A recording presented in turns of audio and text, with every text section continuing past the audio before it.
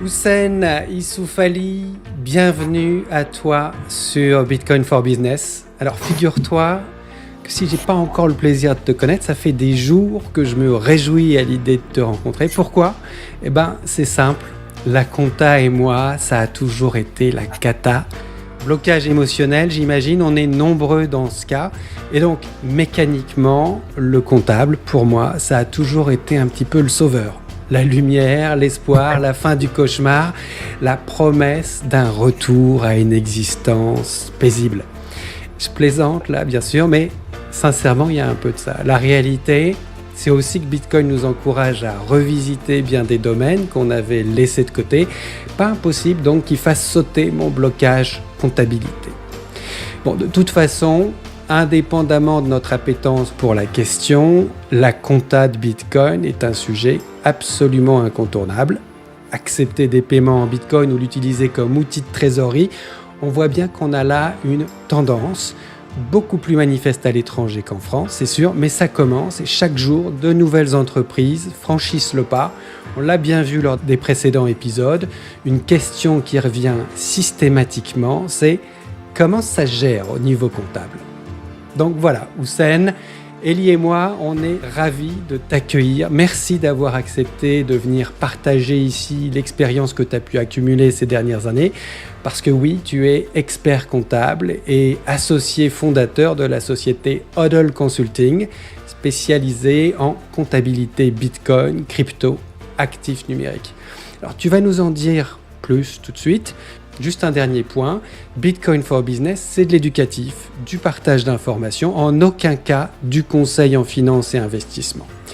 Voilà Houssen, je t'ai à peine présenté, est-ce que tu peux nous en dire un peu plus sur toi, sur ton activité, sur ce qui t'a amené à travailler sur les cryptos, sachant que tu l'as bien compris, on se concentre ici exclusivement sur Bitcoin. Ça marche. Merci déjà tous les deux pour cette invitation. Très ravi cette fois-ci. Je crois que c'est mon premier talk où on va exclusivement parler du Bitcoin aussi. Donc, pour me présenter rapidement, du coup, Houssen Issoufali, je suis expert comptable et j'ai créé Hodl Consulting il y a 2 ans qui aujourd'hui accompagne en fait des boîtes dans la sphère crypto de manière générale c'est un peu ma casquette, ma spécialité, de par la passion que j'ai découvert il y a quelques années. C'était un peu en parallèle au moment où je cherchais un sujet pour mon mémoire d'expertise comptable et de fil en aiguille, j'ai trouvé le sujet sur la finance décentralisée qui était en vogue il y a quelques années, en 2020 précisément. Et c'est à ce moment-là que j'ai rédigé mon mémoire sur comment un expert comptable peut accompagner des investisseurs à investir de la trésor excédentaire en crypto-actifs. Voilà. Ok. Et donc, c'est comme ça que je me suis spécialisé dessus et du coup, qui est un peu la genèse de la création du cabinet Hodl Consulting. On a tout un programme qui devrait nous permettre d'avoir un bon panorama des différents sujets comptables en lien avec les bitcoins et puis toutes les méthodes, les approches qui vont nous permettre de nous mettre en conformité. Très bien, je propose qu'on commence par faire des petits rappels sur la comptabilité du Bitcoin en entreprise. Premier point, en France, Bitcoin n'est pas considéré comme une monnaie, mais comme un actif numérique. Deuxième point, nous avons une réglementation qui est en perpétuelle évolution. Troisième point, il faut comprendre que le fait que ça soit un actif numérique entraîne une obligation de faire des calculs sur les plus ou moins values et il y a des différences marquées entre la détention et la comptabilité de Bitcoin selon qu'on soit un individu ou bien une entreprise. Et quand je parle d'entreprise qui est soumise à l'impôt sur les sociétés, puisque effectivement, on peut être un individu qui, entre guillemets, a une entreprise, mais en fait, on est soumis à l'impôt sur le revenu. Donc aujourd'hui, on va vraiment se focaliser sur la détention dans le cadre d'une personne morale. Donc, dans ce cas-là, il faut comprendre qu'il y a un calcul de plus-value latente qui s'est déterminé à la clôture de l'exercice comptable. Et il y a un calcul de plus-value effective, des achats et des cessions qui ont été faites dans l'année, et on reviendra dessus, mais qui vont rentrer dans le résultat global de l'entreprise et qui seront soumis à l'impôt sur les sociétés, c'est-à-dire entre 15 et 25% selon la quantité de bénéfices annuels.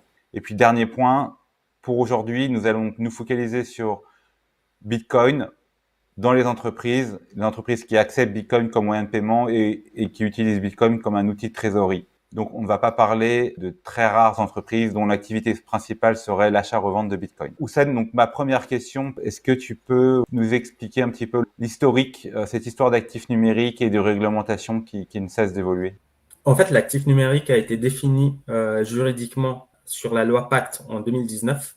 Et donc, avant ça, il y avait sujet à interprétation. Et effectivement, Bitcoin, comme les autres crypto-monnaies, sont dans la catégorie actif numérique. Aujourd'hui, en fait, dans cette définition juridique, on ne mentionne pas le Bitcoin ou les autres crypto-monnaies. On définit juste juridiquement ce qu'est un actif numérique. Et ça date de 2019 avec la loi Pacte. Donc, il n'y a pas de distinction entre le Bitcoin ou les autres actifs numériques. Mais dans la suite du podcast, par exemple, j'aurais tendance à souvent utiliser le terme devise pour parler de la comptabilité, mais ça va être plutôt un abus de langage, mais c'est plus dans le cadre des traitements de la comptabilité et notamment pour faire référence au calcul des plus-values qu'on va évoquer, que je vais utiliser ce terme. Disons que là, pour faire simple, on va dire devise égale actif numérique dans le cadre de ce podcast. Cette réglementation est toujours en évolution. Depuis cette loi Pacte et notamment l'application par l'autorité des normes comptables, donc l'ANC en 2020, du dernier règlement sur le traitement comptable des cryptoactifs et le traitement ensuite des ICO et des prestataires sur actifs numériques, il s'est rien passé sur les normes financières et notamment au niveau de la comptabilité française. Et donc, il y a beaucoup de sujets qui sont en cours de traitement par rapport à toute l'évolution qu'a connu le Bitcoin et aussi les autres cryptoactifs. Et qu'est-ce que tu penses du fait que Bitcoin est considéré monnaie légale dans au moins un pays dans le monde et il y a eu une question au gouvernement qui n'a pas été tranchée, sur laquelle ils ont surtout fait l'autruche, n'ont pas répondu. Ça pourrait se jouer peut-être dans un tribunal. Le fait que Bitcoin pourrait être considéré comme une devise comme une autre, comme le dollar. On sent bien que le gouvernement est très content du flou et surtout, même, je pense, irait jusqu'à faire une loi pour changer les choses si jamais quelqu'un gagnait au tribunal. Mais est-ce que tu as un petit retour là-dessus? Alors, en fait, c'est un sujet politique. À moins d'un miracle, je ne pense pas qu'un jour, on verra en France. De toute façon, c'est enregistré, donc on aura cette preuve et on pourra ressortir si jamais un jour ça arrive. Mais je ne pense pas que le Bitcoin sera considéré comme monnaie légale ou comme une devise en France, en tout cas. Moi, je pense que le Bitcoin sera une monnaie dans un certain nombre de pays, mais pas en Europe, en tout cas. Maintenant, petit commerce qui accepte du paiement Bitcoin, si on est une profession libérale qui accepte le Bitcoin, comment faut-il se préparer si on a décidé de franchir le pas dans l'esprit de préparer la comptabilité? Le premier point, c'est qu'il faut tenir une gestion rigoureuse de ses achats-ventes de Bitcoin et il faut surtout informer son expert comptable. Deuxièmement, il faut avoir un outil logiciel adapté. Alors, quand je parle d'outil logiciel, ça peut très bien être, comme on l'a expliqué dans une vidéo précédente, le logiciel Swiss Bitcoin Pay et d'autres logiciels qui vous permettent, par exemple, de générer une facture que le client paierait en Bitcoin, ont déjà à l'intérieur intégré un module d'export, donc un fichier type Excel, CSV, qui contient en fait toutes les informations dont le comptable aurait besoin, c'est-à-dire les entrées, les sorties, les dates de valeur, les valeurs de cotation, les sources de cotation, un tableau de bord, etc. Et puis, éventuellement, le logiciel qu'on va utiliser pour accepter Bitcoin comme paiement pourrait aussi supporter un module de facturation, c'est-à-dire vous permettre d'éditer une facture et d'avoir déjà bien renseigné le montant en euros, la TVA, donc la TTC et la contre-valeur en Bitcoin qui fait office de paiement. Donc, ça fait partie des recommandations. Et puis, j'aimerais que tu nous parles, Houssen, de la partie, selon toi, qui serait peut-être plus facile. Par exemple, une profession libérale qui place une partie de sa trésorerie dormante en Bitcoin, donc avec très peu de mouvements sur l'année. Est-ce que c'est un scénario facile ou pas? Et puis, quels seraient les scénarios plus complexes? Parfait. Je pense que tu as dit beaucoup de choses et surtout, je reviens sur la gestion rigoureuse. En fait, ça, j'ai envie de te dire, c'est de manière générale. Que ce soit une compta en Bitcoin ou pas, tu dois quand même avoir une gestion rigoureuse de ta compta et notamment envers ton expert comptable. Et avant même l'étape expert comptable, je pense que surtout si vous commencez à accepter des paiements en Bitcoin et même vous ayez des Bitcoins dans le bilan de votre société, il faut d'abord faire un point avec la banque. C'est, à mon sens, la première partie prenante qu'il faut informer.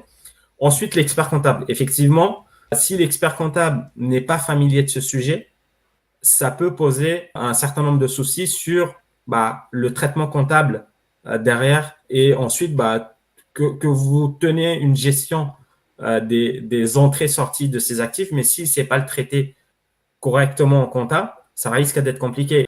Tu as bien également cité la partie logicielle.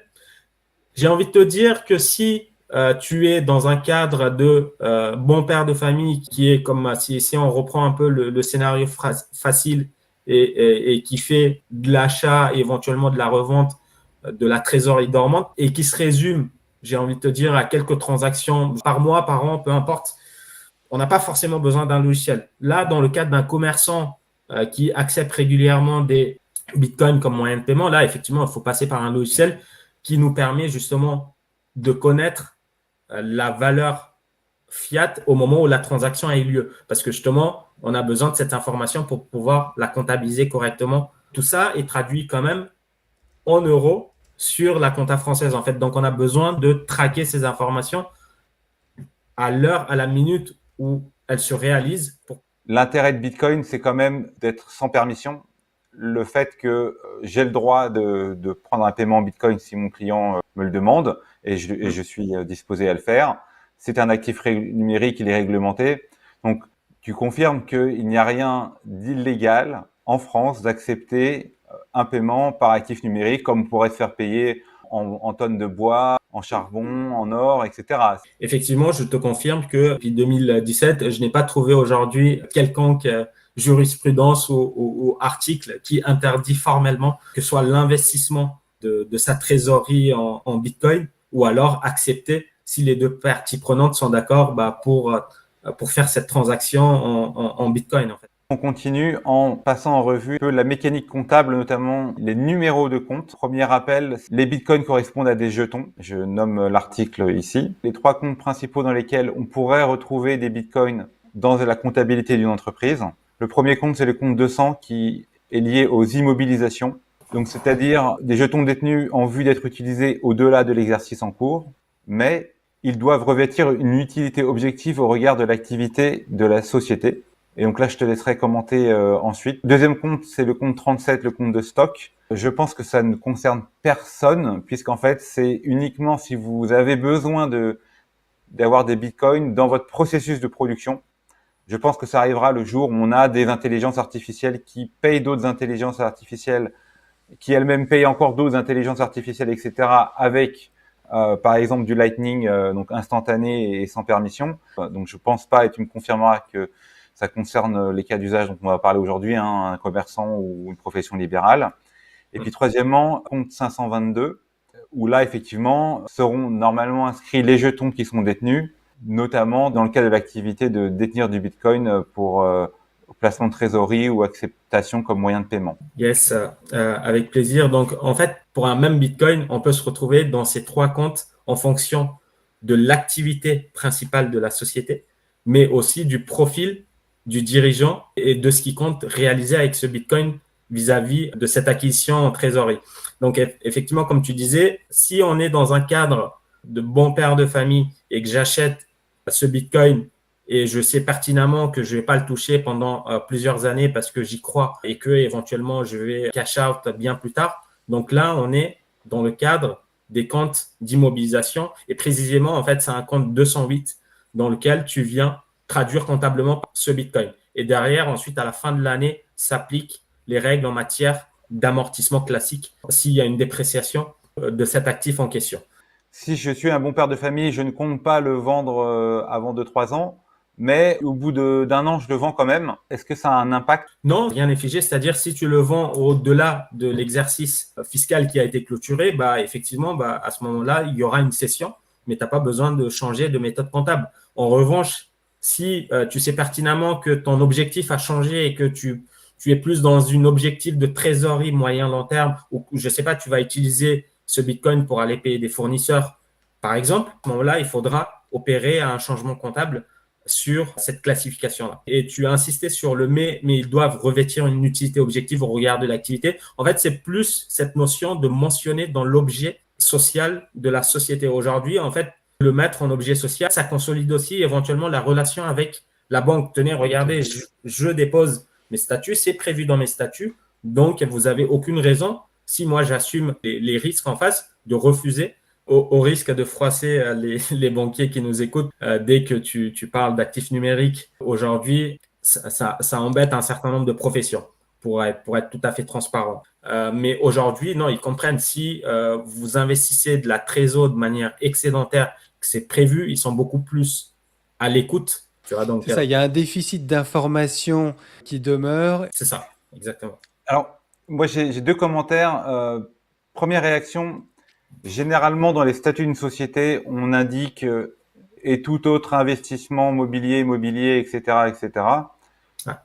La majorité des gens que je connais pensent que ça permet donc en fait d'investir dans des sociétés, dans l'immobilier, des actifs numériques. Si on a entre guillemets la phrase bateau dans l'objet social, normalement on est assez couvert. Et puis deuxième réaction, aujourd'hui beaucoup de gens finalement se tournent vers des contos, des nouvelles banques qui sont avides de récupérer des clients. Donc, je pense que aujourd'hui, c'est déjà différent d'il y a 6 mois et encore plus différent d'il y a 1 an. Donc, on sent clairement une évolution. Et puis, peut-être dernière réaction un petit peu provocatrice. Je pense que ça justifie très bien l'utilisation de Bitcoin, puisque le fait d'avoir à demander l'autorisation, la permission à sa banque pour utiliser son argent, c'est quand même quelque chose d'assez cocasse et au moins essayer de recentrer le débat, c'est, je trouve, assez sain.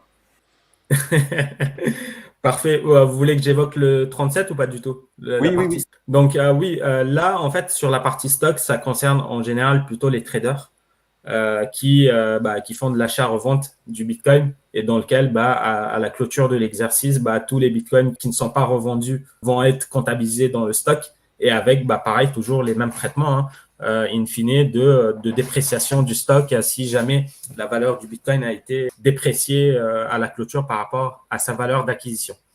Ensuite, le dernier cas qui est le plus courant, c'est la catégorisation du Bitcoin dans le compte 522 parce qu'il concerne un certain nombre de cas d'usage, notamment justement pour acquérir du Bitcoin dans un objectif de revente éventuellement avant la clôture de l'exercice.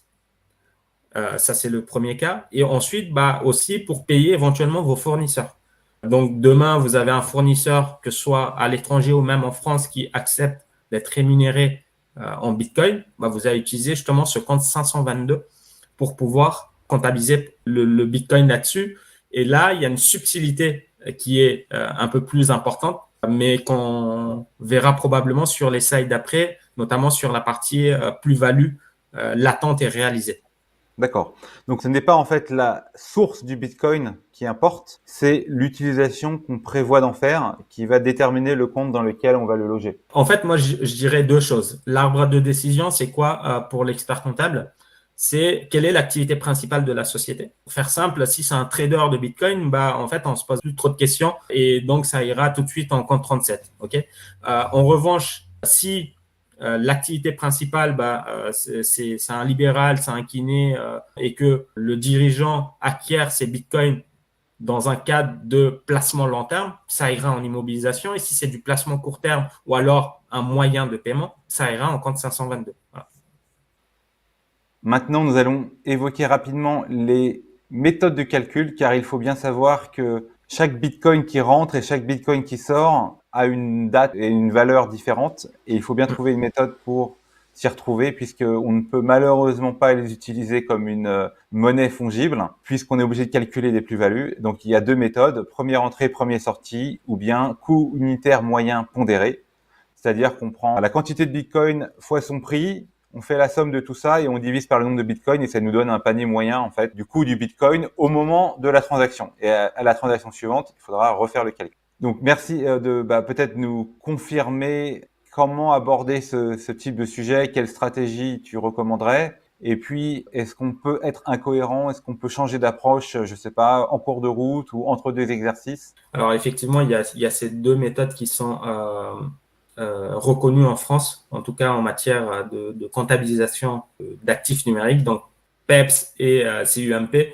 Et tu n'as pas vraiment une méthode préférentielle. C'est toi qui décides quelle est la bonne. Et éventuellement, la première année, tu peux faire une simulation. La simulation, elle est facile si tu es dans un cadre d'investissement long terme. Par contre, si tu as des milliers de flux, bien évidemment, tu ne t'amuseras pas à faire du premier entrée, premier sorti parce que faut aller chercher le premier qui est sorti, qui est rentré, qui est sorti quand, etc. Donc, on ira probablement sur le CUMP. En gros, j'ai envie de dire, le plus simple, c'est le premier entrée, premier sorti. Si on est dans un cadre IMO et éventuellement 522, mais si on est sur du trading, on ira plutôt sur du CUMP. Et ceci dit, si on est dans un usage aussi 522, rien ne vous empêche la méthode du CUMP. Le changer d'approche en cours de route, c'est possible, mais pas systématiquement. C'est-à-dire, tu dis, tiens, celui-là, il est plus favorable cette année, et donc l'année prochaine, l'autre, il sera plus favorable, donc je vais prendre l'autre. Non, ça ne se passe pas comme ça. Tu prends une méthode, tu la gardes, et éventuellement, tu changes l'année d'après, mais tu ne reviens pas sur ton autre méthode encore en N+2. Sachant que ton changement de méthode, tu dois le mentionner dans tes états financiers, et tu dois expliquer pourquoi tu changes de méthode et quel est l'impact du changement de méthode si tu avais choisi l'autre méthode.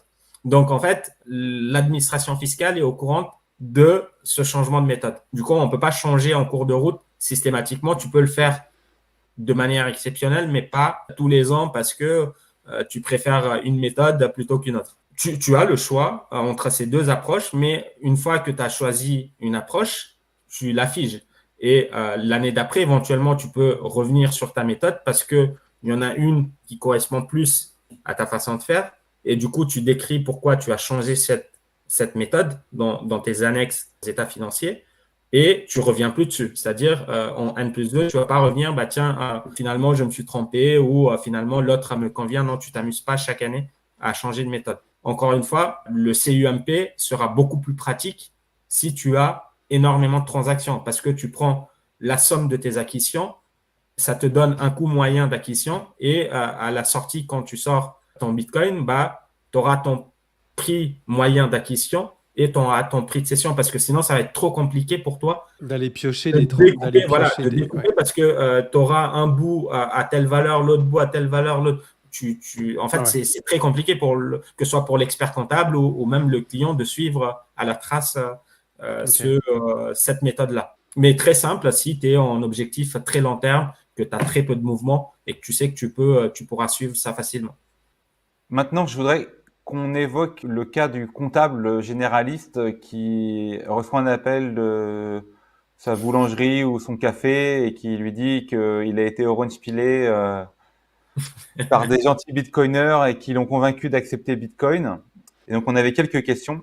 Si tu étais à la place de ce comptable généraliste, quels sont les cas faciles que voilà le comptable du café à Saint-Malo sera capable de gérer relatifs à accepter par exemple Bitcoin ou placement en trésorerie? Quels sont les cas que tu considères qui sont faciles aujourd'hui pour un comptable?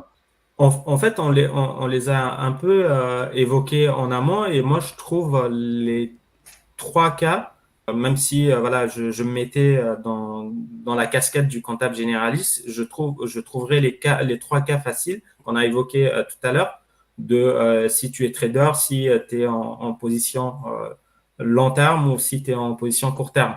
Pourquoi je dis ça? Parce qu'aujourd'hui, c'est traité par l'autorité des normes comptables. Il y a de la littérature dessus, en fait. Il n'y a rien qui empêche mon confrère ou ma consoeur dont le client vient le voir pour justement traiter j'ai envie d'investir de la trésorerie en Bitcoin, comment gérer comptablement. En fait, ce qui est plus compliqué, c'est plus la collecte de l'information et comment on va pouvoir gérer justement toute cette partie LCBFT que j'ai évoquée tout à l'heure. Supposons que le commerçant, la boulangerie en question, c'est une grosse boulangerie, qu'ils ont un comptable en interne ou une secrétaire qui gère les paiements, par exemple, des fournisseurs.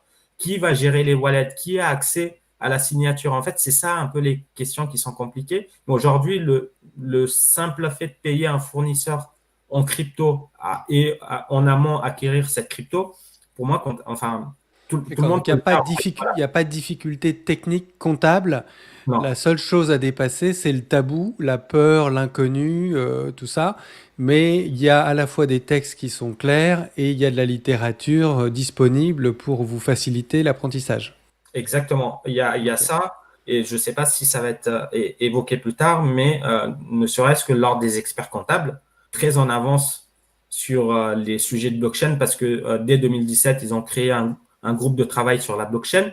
Il y a eu des cas sur toutes les universités d'été ou sur tous les congrès depuis plusieurs années. On a des salles combles sur les sujets relatifs aux crypto-monnaies. Et là, actuellement, il y a 2 formations qui sont données depuis l'année dernière, plusieurs fois par an, sur comment traiter justement un cas simple de clients qui acceptent ou qui a des crypto-monnaies. Que ce soit avec la casquette de l'expert comptable ou de l'autre côté avec la casquette du commissaire aux comptes si jamais il doit auditer. Et il y a aussi de plus en plus d'outils qui viennent aussi faciliter tout ça et notamment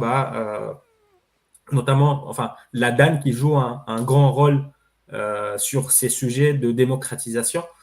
Donc, c'est l'Association sur le développement des actifs numériques. Je voudrais préciser un point rapidement. Au départ, j'avais mentionné le fait que lorsqu'on utilise par exemple un wallet comme Swiss Bitcoin Pay pour accepter le paiement, on a justement un dashboard et on a un export de fichiers Excel qu'on peut envoyer à son comptable qui ont toutes les informations. Mais du côté du comptable, puisque Bitcoin c'est un petit peu comme une devise, est-ce que le comptable, lui, a un logiciel qui nativement sait gérer ce genre d'opération et le loger dans le bon compte, ou alors est-ce que le comptable, lui, doit équiper son logiciel existant? Aujourd'hui, il me semble qu'il n'y a pas d'interopérabilité entre justement ces dashboards qui sont fournis par ces prestataires et les outils comptables. Donc, en fait, c'est au cabinet comptable de se débrouiller un peu avec les moyens du bord pour pouvoir transcrire sur la compta. Qu'est-ce qui est compliqué en fait dans toutes ces informations? C'est la collecte de l'information et surtout la transcription au moment où la transaction a lieu en monnaie fiat. Mais si le prestataire de paiement donne ces informations avec un bon petit Excel, on a l'habitude, ça va très vite. Une fois que tu as catégorisé si c'est du 208, si c'est du 37 ou si c'est du 522, et ensuite tu as toutes les autres informations, ça va très vite pour pouvoir gérer ça comptablement. En revanche, après, si c'est des opérations bien complexes, là, il faut passer par des outils de pré-comptabilité dédiés pour pouvoir les traiter ensuite sur la partie comptable.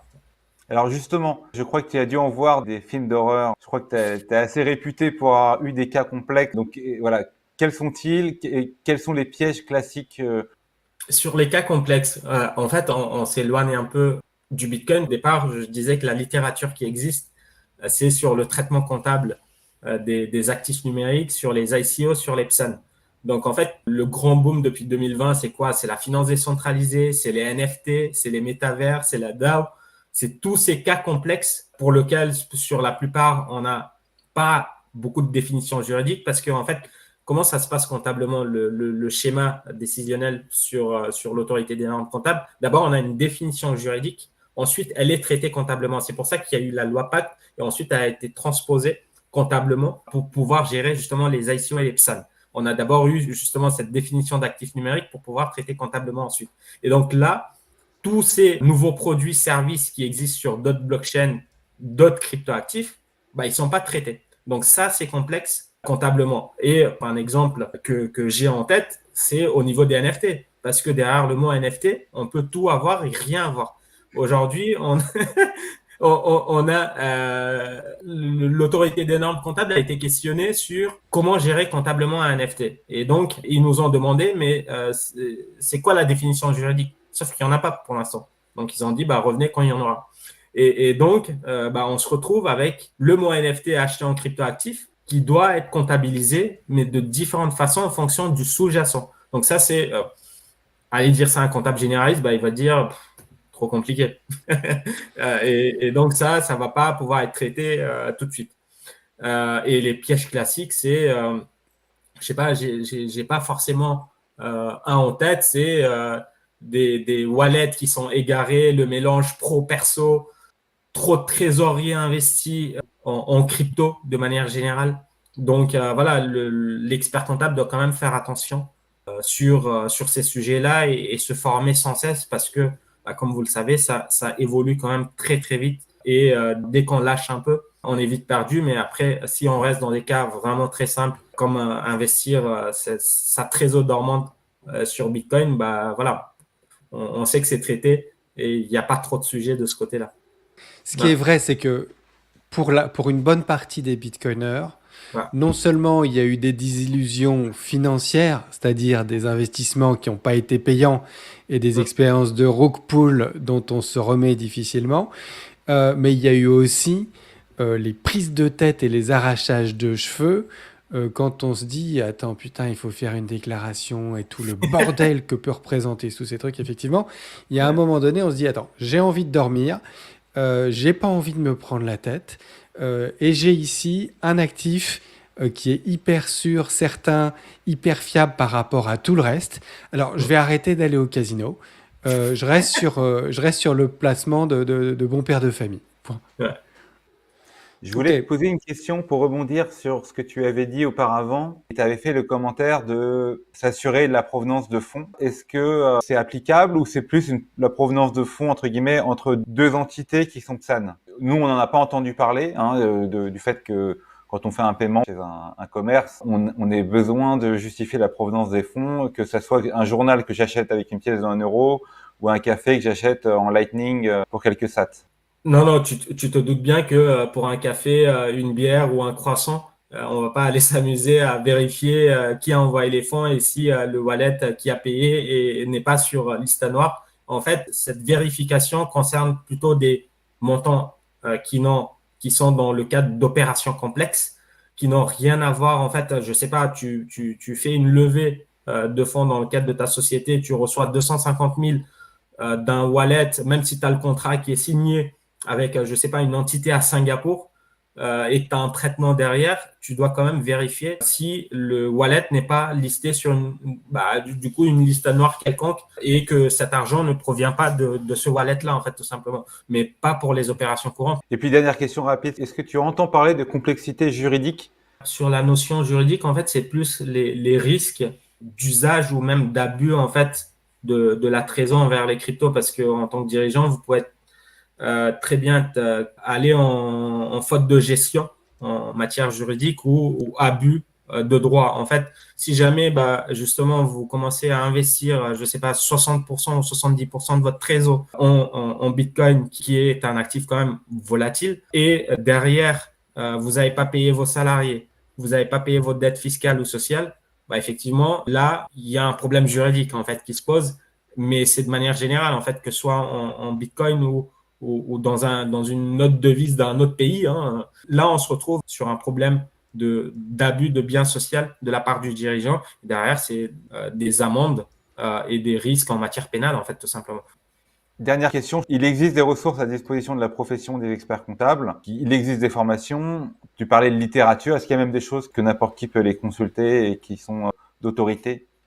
Alors, le premier, hein, c'est celui que j'ai cité à plusieurs reprises, c'est justement le règlement 2020 de l'ANC, et notamment tous les articles qui portent sur la partie actifs numériques, donc tous les fameux articles qui vont du 619-1, ils traitent de tous les cas pour s'agissant de comment traiter comptablement les cryptos. On a les comptes comptables, d'ailleurs, dans le plan comptable général, qui peut être consulté par mes confrères et consoeurs et aussi les autres ressources. Hein. Après, c'est plutôt au niveau de la formation, donc se former auprès des différents ordres régionaux sur comment accepter des clients qui investissent de la crypto, qui utilisent la crypto comme un moyen de paiement, ou alors de l'autre côté avec l'autre casquette de si vous avez ce fameux client qui a des cryptos et que vous êtes son commissaire au compte, tu dois d'abord apprendre, te renseigner, te former. Tu as énormément de ressources, comme on a dit, à disposition. Moi, j'ai participé à un certain nombre de créations de ces ressources-là. J'ai ma propre chaîne YouTube où justement, j'évoque dans des formats très courts de 2 minutes tous les concepts de la compta crypto. Donc, et ça, c'est gratuit. Ils peuvent aller les voir tout simplement et regarder comment on traite telle ou telle chose. Je recommande d'aller voir. C'est assez pédagogique.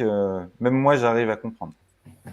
Maintenant, je voudrais évoquer des exemples. Le premier que j'ai en tête, c'est le placement d'une trésorerie excédentaire dans Bitcoin, donc un placement de trésorerie long terme. Je renvoie les auditeurs à l'épisode précédent où nous avons expliqué le pourquoi d'utiliser Bitcoin comme outil de trésorerie, comment, surtout quel horizon de temps, hein, surtout pas pour un horizon de temps de quelques mois. Avant de rentrer plus dans le détail de ce cas d'usage, il est important, je pense, qu'on rappelle que dans le cas d'investissement d'une trésorerie d'entreprise, on ne parle que de la trésorerie excédentaire pure, donc celle qu'on n'a pas besoin pour faire tourner la société. Et comme tu l'as dit, sinon on risque d'être requalifié. Par exemple, si on a placé l'argent qu'on doit à l'État pour la TVA en Bitcoin et que ça s'est cassé la gueule, on peut avoir des problèmes, notamment l'abus de biens social. Alors, le premier point, c'est le fait qu'il faille d'abord faire le traitement comptable des plus-values et des moins-values effectives. Donc, effective, ça veut dire j'ai eu au moins une session durant l'exercice comptable, ce qui entraîne le fait d'avoir besoin de calculer une plus-value et une moins-value. Donc, je vais te laisser confirmer, mais si on était dans le cas du compte 522, donc les jetons restants, donc ceux qui n'ont pas été vendus, seraient dans le compte 522. La plus-value latente, donc des jetons qui ne sont pas vendus, qui sont dans le compte 522, serait calculée, mais la plus-value ou la moins-value qui sera intégrée au résultat global de la société, ce sera celle liée à la cession effective. Donc, dans ton exemple, tu avais dit, j'achète un Bitcoin et j'en vends la moitié avant la fin de l'année. Donc, j'aurai 0,5 Bitcoin de vendu, une plus-value qui aura été calculée, et puis 0,5 Bitcoin au compte 522, et on calcule la plus-value latente. Je confirme, mais effectivement, le gain est comptabilisé en produit financier et la perte en charge financière pour ce qui est du réalisé. Et pour ce qui est du latent, la plus-value latente n'est pas comptabilisée, en tout cas n'a pas d'impact sur le résultat de la société. Ça a un impact sur le bilan. Tu as quand même une écriture à passer pour valoriser ton Bitcoin avec justement un jeu d'écriture avec un compte transitoire, compte 478 pour les comptables qui nous écoutent. Et ça te donne la valeur dans ton 522 de ton Bitcoin au 31 décembre, par exemple, si ta société clôt au 31 décembre, mais du coup, tu n'auras pas d'impact sur ton résultat. Donc ça, c'est pour la plus-value latente. Pour la moins-value latente, c'est la même chose. Tu passes toujours ton 522 à 478 pour matérialiser ta moins-value latente. Ceci dit, tu as encore une écriture supplémentaire à passer pour marquer cette perte à latente. Et donc, tu passes d'un compte 151 à 686 pour matérialiser cette perte. En fait, ça, c'est un principe comptable. Toute perte latente doit être provisionnée dans la compta. Ensuite, il y a le sujet justement de la déduction, parce qu'on fait cette déduction comptablement, mais toutes les déductions comptables ne sont pas forcément des déductions fiscales. C'est-à-dire, on peut les déduire comptablement, mais au moment de la prise en compte dans le calcul de l'impôt sur les sociétés, c'est pas sûr qu'on prendra cette provision dans ce calcul-là. Je m'explique. Aujourd'hui, en fait, il n'y a pas de jurisprudence typiquement sur ce sujet-là. Il n'y a rien qui nous dit noir sur blanc, est-ce que cette provision est déductible ou pas du résultat fiscal. Donc, le fameux résultat qui est soumis à 15 ou 25% au paiement de l'impôt sur les sociétés. Il y a des experts comptables qui déduisent cette moins-value et il y a des experts comptables qui ne déduisent pas. Pour la simple et bonne raison, en fait, que ta plus-value, tu ne l'as pas fiscalisée, donc ta plus-value latente, et alors que ta moins-value latente, tu l'as fiscalisée.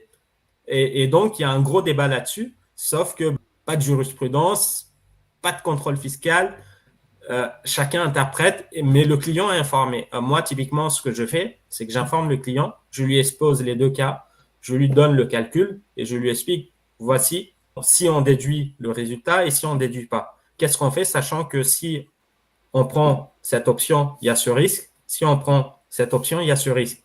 C'est lui qui aura le dernier mot dans la décision, mais il n'y a pas de bonne réponse par rapport à ce sujet. C'est quand même assez étonnant dans le sens où les plus-values, moins-values effectives sont clairement intégrées au résultat. Donc là, il n'y a pas de débat. Effectivement, d'intégrer les moins-values et uniquement les moins-values, ça me paraît assez risqué. Et qu'est-ce que tu fais dans ce cas-là si l'année d'après, en fait, tu n'as pas vendu et ça s'est apprécié? En fait, tu réintègres ta moins-value de l'année dernière, donc ce qui te fait un produit exceptionnel, du coup une reprise liée à la provision de l'année dernière, plus l'appréciation. Mais tu as bénéficié d'un déficit l'année ultérieure. Donc, en quelque sorte, tu rattrapes en fait ce déficit que tu as passé. Mais est-ce que l'administration va entendre de cette oreille? Ça, c'est un autre sujet. Et encore une fois, au même titre que les banques, ça dépend sur qui tu peux tomber, sachant qu'il n'y a pas de jurisprudence ou de texte qui mentionne ces choses-là. Et typiquement, on a questionné l'autorité des normes comptables. On attend encore la réponse là-dessus. D'accord. Je resterai prudent Ouais. parce que en fait, là, on cherche un petit peu à avoir pas le beurre ni l'argent du beurre, mais la crémière. C'est-à-dire que pour moi, le beurre, l'argent du beurre, c'est quand même le traitement des plus-values et des moins-values de Bitcoin qui sont extrêmement intéressantes dans une entreprise parce que justement, on l'intègre au résultat. Donc, si je suis une petite entreprise, je fais 20 000 euros de bénéfices annuels et donc je suis seulement à 15% à l'IS. Ma plus-value de Bitcoin, disons que j'ai gagné, je sais pas, 5 000 euros en revendant du Bitcoin, ça me fera monter mon bénéfice à 25 et je resterai en dessous du seuil des 25%. Et c'est quand même déjà vraiment le beurre, l'argent du beurre par rapport à une détention en propre. Hein, donc si on a un individu ou si on a une société, même pas de personne morale pour la société, on est soumis à l'impôt sur le revenu. Et là, on a un prélèvement forfaitaire uni à 30%. Donc déjà, la fiscalité, entre guillemets, pourrait être 2 fois plus douce sur la partie entreprise, ce qui permet, notamment si on réinvestit après, de une sorte d'effet de levier assez intéressant. Et puis d'intégrer les moins-values au résultat global, c'est quand même quelque chose qu'on ne peut pas faire non plus en tant qu'individu. Voilà, je souhaite simplement souligner le fait qu'il y a déjà un traitement fiscal très intéressant par le fait de détenir Bitcoin dans une entreprise au niveau comptable. Moi, je souhaite souligner que je suis encore avec vous, les gars, je suis. Je souhaite maintenant prendre le cas d'usage d'une boucherie qui accepterait Bitcoin comme moyen de paiement, mais qui immédiatement les convertirait en euros pour les réintégrer sur son compte en banque classique. Premièrement, je voudrais faire un petit rappel de notation. Je vous rappelle que la quantité maximale de Bitcoin possible sera jamais de 21 millions. Mais un Bitcoin lui-même peut être divisé en 100 millions d'unités qu'on appelle les Satoshi, en référence au fondateur anonyme de Bitcoin. C'est-à-dire qu'un Satoshi, c'est 0,000001 Bitcoin. Si je multiplie le nombre de Bitcoin par le nombre de Satoshi, ça veut dire qu'il n'y aura jamais en fait que 2,1 quadrillion d'unités de base dans le système Bitcoin. Ça tombe bien, ça se code facilement sur un entier de 64 bits pour les gens qui connaissent l'informatique.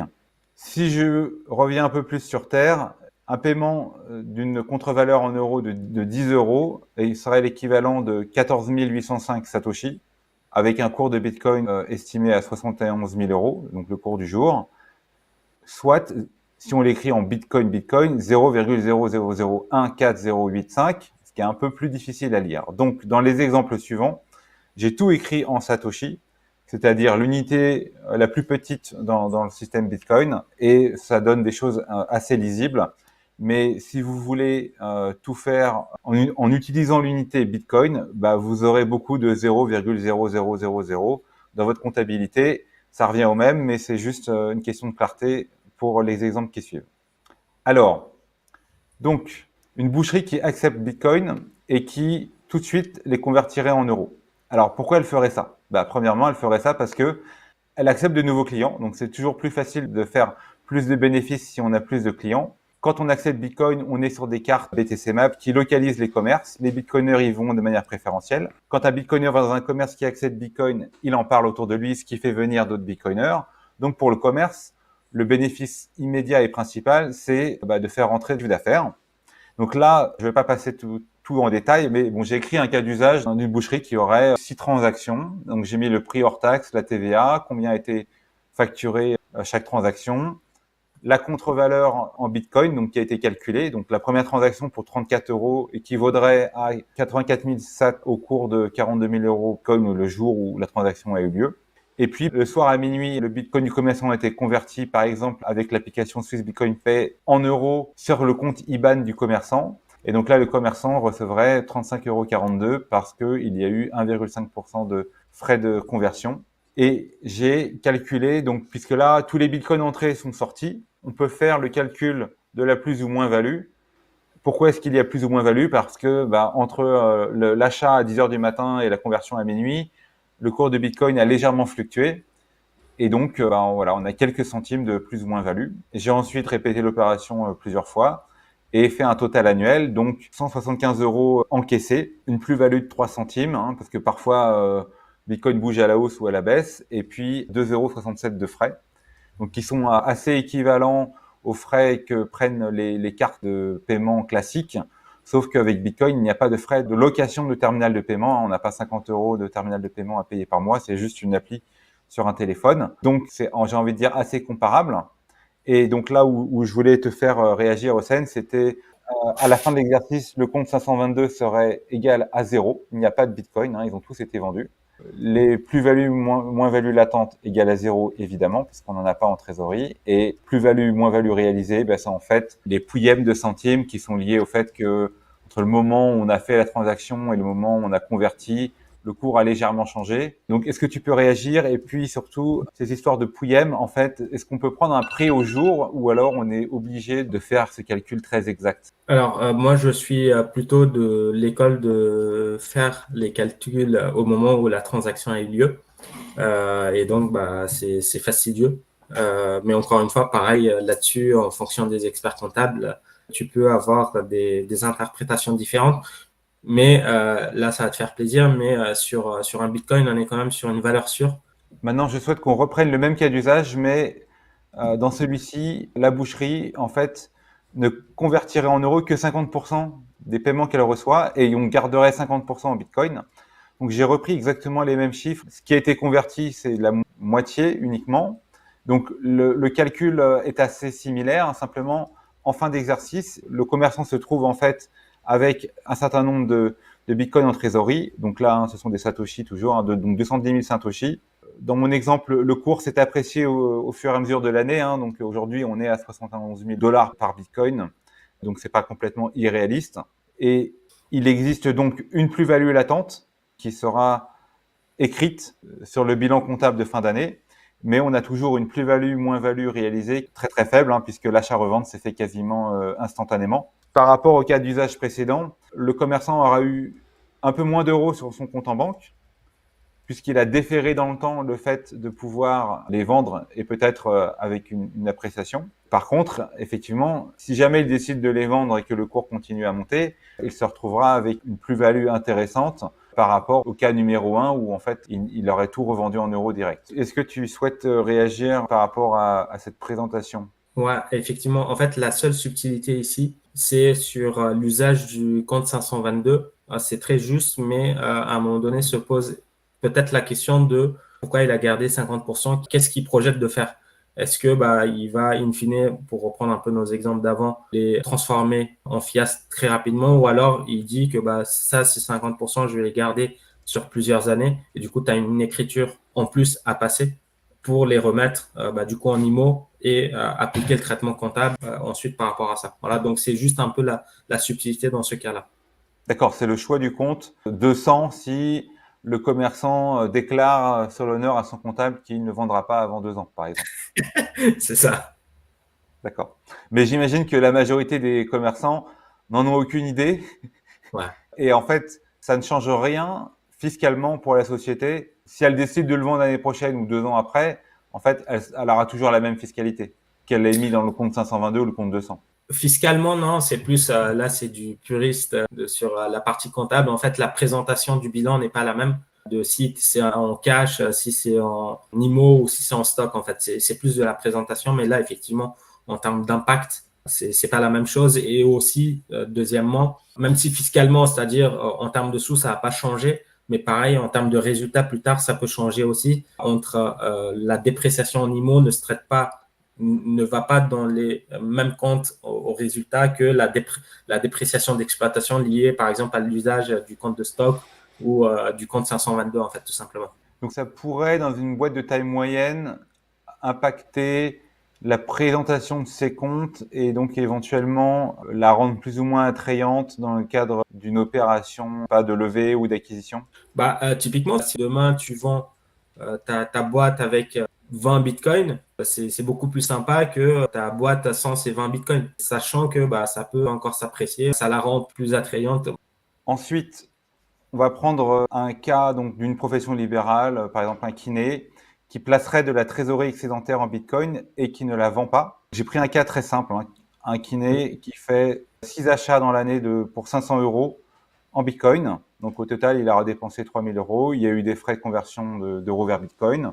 Il aura acquis donc des fractions de Bitcoin. Donc là, 500 euros, ça fait environ 1 million de Satoshi, c'est-à-dire 0,001 Bitcoin. Et puis, dans le tableau, donc je fais la somme de ce qui est en trésorerie en fin d'année. Donc, il a 6,5 millions de Satoshi. Donc, ce qui va être reporté dans le compte 522 ou le compte 200. On aura la valorisation des jetons. Donc, comme dans mon exemple, là, j'ai pris les mêmes chiffres. Le cours de Bitcoin s'est apprécié. Les 3000 euros sont maintenant valorisés 4690. Donc, le kiné est assis sur une plus-value latente de 1735. Par contre, plus-value, moins-value réalisée, 0. Et là, j'ai pris par simplicité la méthode du coût moyen pondéré. J'ai trouvé ça assez facile à faire dans Excel. Je pense que l'autre méthode est un peu plus compliquée à modéliser. Exactement. Ouais. D'ailleurs, les outils de pré-comptabilité utilisent systématiquement le CEMP en usage, c'est beaucoup plus facile. Et je rebondirai également sur le pourquoi il ne vend pas, qu'est-ce qu'il compte en faire. Donc, éventuellement, se pose la question d'une écriture supplémentaire pour pouvoir remettre dans le bon compte. Alors, moi, j'espère qu'il ne vend pas parce qu'il a écouté notre épisode sur la trésorerie et que, au lieu d'investir dans Bitcoin, il a compris qu'il fallait se débarrasser de ses euros. Et en tout cas, des euros excédentaires qui ne font que se dévaluer dans le temps. Donc, je vous renvoie vers l'épisode. Et donc, quand on fait ça, on fait ce qu'on appelle le hodl. Donc, c'est un jeu de mots sur le fait de garder à long terme. Et puis, dernier exemple, pour terminer la liste, c'est donc ce même kiné, mais là, même exemple, 6 achats pour 500 euros, mais en fin d'année, il se dit, tiens, Bitcoin a beaucoup monté, je vais vendre un peu. Alors, dans mon exemple, on se rend compte qu'il n'aurait pas dû, parce que entre le jour où il a vendu et puis le jour de la fin de l'exercice, ça a encore beaucoup monté. Mais bon, il a décidé de prendre une partie de ses plus-values. Donc là, il a récupéré en fait 1113 euros en vendant 2 millions de Satoshi, donc environ à peu près un tiers de son sac de Bitcoin. Là, on peut calculer une plus-value d'opération, ce qui correspond en fait à 221 euros. C'est-à-dire, on prend le coût moyen des bitcoins et puis le cours du jour, on fait la différence, on multiplie par le nombre de bitcoins vendus et donc voilà, on a la plus-value. À la fin de l'exercice, si on regarde le bilan comptable, on aura compte 522 ou compte 200, comme on l'a dit, environ 4 500 000 Satoshi qui sont valorisés pour plus de 3 000 euros, donc qui sont déjà, même avec une vente, grâce à l'appréciation, qui sont déjà valorisés plus que la mise initiale. Les 1113 euros d'encaissés, donc qui eux rentrent dans le résultat de la société. Et puis la plus-value réalisée, donc de 221. Tout est clair. On pourrait faire beaucoup d'exemples et les complexifier et mettre plus de transactions. L'idée qu'on souhaitait faire passer, c'était d'avoir une certaine clarté par rapport à la mécanique. Est-ce que tu sais, par exemple, s'il existe soit des feuilles Excel officielles ou des petits logiciels sympas qui permettent de rentrer à la main et de sortir ce que j'ai fait, ou bien il faut le refaire soi-même, ou l'expert comptable en est capable? Non, l'expert comptable, il en est capable et après, c'est du sur-mesure. En fait, les cas sont tellement divers et variés qu'en général, même d'un client à un autre, on peut mettre en place des choses différentes, en fait. Et moi, typiquement, sur l'usage des outils, en fonction justement de l'activité principale de la personne, l'outil ne sera pas le même et je préconiserai tel outil pour telle profession, pour tel usage et un autre outil pour un autre usage, une autre profession, par exemple. Par curiosité, dans les logiciels que les experts comptables utilisent eux-mêmes, j'imagine il y a différents fournisseurs, il y a différents modules. Est-ce que tu sais si aujourd'hui la majorité de ces logiciels ont soit nativement, soit avec un module payant, des gestions de ce genre de choses, ou alors il faut qu'ils aillent s'équiper? Non, dans un premier temps, pour répondre au niveau international, il y a eu ces initiatives-là, par exemple, des solutions de pré-comptabilité ou alors des solutions de paiement viennent se plugger directement avec des logiciels de comptabilité aux États-Unis ou dans d'autres pays. En France, ça n'existe pas. Il y a eu pas mal d'annonces qui ont été effectuées. Pour l'instant, j'ai rien vu passer de concret. En fait, il y a eu des annonces, des rapprochements, qu'il y aura des installations automatiques entre ces outils de paiement, d'acceptation de crypto, de logiciels de pré-compta crypto avec le logiciel de production comptable. Mais aujourd'hui, rien n'est fait au moment où on parle. Il n'y a rien qui est fait. Donc, on se débrouille avec les moyens du bord et c'est beaucoup Excel en fonction de la quantité effective des informations à traiter. Mais une fois que tu as la formule, le tableau que tu présentes, il est assez clair, propre et qui pourra, par exemple, faire usage de templates pour les premiers qui veulent. Oui, non, j'ai juste des doutes sur les arrondis et puis faire des cas plus complexes. Donc c'est plus Si tu là veux, je où. peux regarder, mais effectivement, oui. Après, pour les cas plus simples, le tableau, il est très bien, tu vois. Après, effectivement, pour des cas plus complexes, il faudrait que le client se rapproche de son expert comptable. Et j'imagine que l'expert comptable pourra le faire facilement, je sais pas, mais ouais, il pourra se débrouiller pour le faire, quoi. Ok, si j'y suis presque, ça veut dire que le comptable y arrivera. Juste évoquer les risques pour terminer. On en a parlé, on recommande pas de faire de trading. Si on a un comptable lambda qui connaît pas très bien les actifs numériques, on risque d'avoir des mails d'insultes. Si on se lance dans le trading et des choses un petit peu complexes, ça je pense que tu confirmes. C'est une chose de faire quelques transactions, c'en est une autre de faire des dizaines de milliers. En termes d'intermédiaires, donc pour la garde et la détention, il y a plusieurs choses. On peut détenir en propre, ce que nous on recommande. Bitcoin c'est fait pour être détenu en propre, c'est pas compliqué, c'est un degré de liberté. On l'acquiert assez facilement. Au départ ça fait un peu peur, mais à la fin on s'y habitue.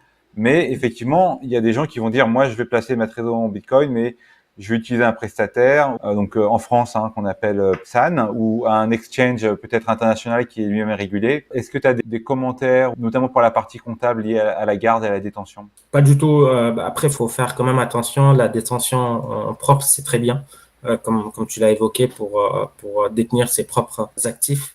En revanche, il faut être au taquet quand même aussi côté informatique et hygiène et aussi surtout dans cette notion de si on est une un peu plus grosse entité, dans quel cadre on a cette trésorerie, si on doit payer ensuite un fournisseur ou un autre et que c'est la secrétaire ou le comptable ou le contrôleur de gestion qui paye, qui gère les mots de passe, voilà, c'est tout ça à gérer quand même. Donc, dans l'ordre, je dirais, toujours encore une fois, en fait, j'ai deux casquettes. J'ai ma casquette de Bitcoiner et j'ai la casquette d'expert comptable. Là, j'ai la casquette d'expert comptable. Je dirais, dans l'ordre, c'est PSAN. Ensuite, les autres exchanges qui sont là depuis un certain nombre d'années et qui ont fait leurs preuves. Et ensuite, si vous êtes déjà à l'aise sur la partie gestion propre de ces cryptos, on part là-dessus aussi. Très bien. Dernière question sur la fiscalité. Je l'ai évoqué, si on est un dirigeant actionnaire majoritaire, on peut décider de flécher de la trésorerie, d'utiliser la société pour acheter du Bitcoin plutôt que de se verser des dividendes, de payer les cotisations, ensuite l'impôt sur le revenu sur les achats de Bitcoin. Donc c'est clairement plus intéressant. La première sous-question, c'est y a-t-il des risques pour les gens qui choisiraient cette stratégie, d'utiliser la personne morale ou même la SCI, qui est une société? Est-ce que tu vois des risques par rapport à cette optimisation, on va dire, de stratégie fiscale? En fait, c'est pas en soi une optimisation. Tout le monde n'a pas non plus de société. Donc, tu vas pas juste créer une société pour détenir, dans ce cadre-là, tu vois ce que je veux dire? Ça, c'est la première chose. Après, pour revenir sur la notion de SCI, dans le SCI, il y a le I qui concerne l'immobilier. Et t'es pas censé investir de la trésorerie d'une SCI, même si elle est dormante, même si elle est excédentaire, quelconque actif et entre autres des actifs numériques. Tu peux créer une société civile pour faire justement ces acquisitions, ces cessions, détenir ta crypto, mais pas, entre autres, pas dans une SCI. Voilà. D'accord, donc on est obligé de mettre la trésorerie de la SCI en euros dans une banque qui va nous demander plein de papiers pour utiliser notre argent et on peut pas placer dans autre chose en fait. C'est pas considéré comme placement de trésorerie. En fait, tu t'éloignes de ton objet social qui a pour objectif de détenir, de gérer des biens immobiliers. Oui, mais on peut imaginer, il peut y avoir de la trésorerie qui rentre, qui va rester pendant un an avant, je sais pas, l'achat de quelque chose d'autre, et ça pourrait être un. Moi, j'avais rencontré quelqu'un à Madère. Rencontré quelqu'un à Madère qui justement me parlait de ce genre de montage de société. Alors lui, c'était plutôt des sociétés d'énergie. Je pense que ça doit être faisable sur l'immobilier, où dans le montage, il faut provisionner des réserves pour les maintenances à venir sur le long terme. Et lui, ça lui semblait être un cas d'usage tout à fait pertinent de Bitcoin que justement d'avoir une partie de ces provisions en Bitcoin dont on sait qu'elles ont de fortes chances de s'apprécier. Alors ça n'a pas besoin d'être un gros pourcentage, mais ça renforce la pertinence financière du montage. Je voulais juste, avant de clôturer cette session, avoir ton avis sur cette idée selon laquelle Bitcoin va révolutionner la comptabilité qui est née il y a 2000 ans en Mésopotamie avec la comptabilité en partie simple, sur les tablettes d'argile. Ensuite, en 1299, à Nîmes, France, premier enregistrement de comptabilité à entrée double par son inventeur Amatino Manucci. Et donc, on reste depuis 1300 sur la comptabilité à partie double. Et donc, il y a une partie des bitcoiners qui prétendent que Bitcoin signale l'avènement de la comptabilité en partie triple avec ce ledger, ce registre transparent, accessible à tous. Est-ce que c'est un abus de langage ou est-ce que ça a du sens pour toi ? Ça a du sens sur la partie justement transparence ledger, mais aujourd'hui, dire que c'est une révolution vis-à-vis de la comptabilité, la réponse en tout cas à ce stade est non, parce que en fait c'est tellement complexe et la réponse est tellement compliquée à plusieurs niveaux que par simplicité je dirais que non, mais en tout cas c'est vrai qu'en termes de transparence il n'y a pas mieux, tu vois. Aujourd'hui ça aidera aussi la compta pour plus tard dans un certain nombre de choses, et entre autres justement cette notion de transparence et de compta tripartite. Mais à ce stade ma réponse est plutôt on est en construction, en phase test. Mais on est en bonne voie. Ça, c'est plutôt la bonne nouvelle. En tout cas, et moi, je me réjouis par rapport à tout ce qui arrive, et notamment sur les futures connexions entre la blockchain et la comptabilité. Eh bien, Hussein, Elie, je vous remercie tous les deux pour cette superbe conversation très enrichissante que j'ai pu suivre avec vous. Je crois qu'on a balayé toutes les notions importantes qu'il fallait avoir en tête pour prendre en compte Bitcoin dans l'exercice de la compta. On a pu valider que dans la plupart des cas, la comptabilité Bitcoin en entreprise, ça réserve pas de complexité majeure. C'est plutôt facile. C'est largement à la portée de tous les comptables généralistes. On a des règles qui sont claires. Il y a quantité de supports éducatifs gratuits. Il y a des formations. Le principal défi, on a vu, c'est juste de dépasser le tabou, les peurs qui peuvent persister un petit peu. Il n'y a pas de piège particulier à signaler, pas de risque majeur, surtout pour Bitcoin, l'actif numérique le plus sûr, le plus fiable. Voilà.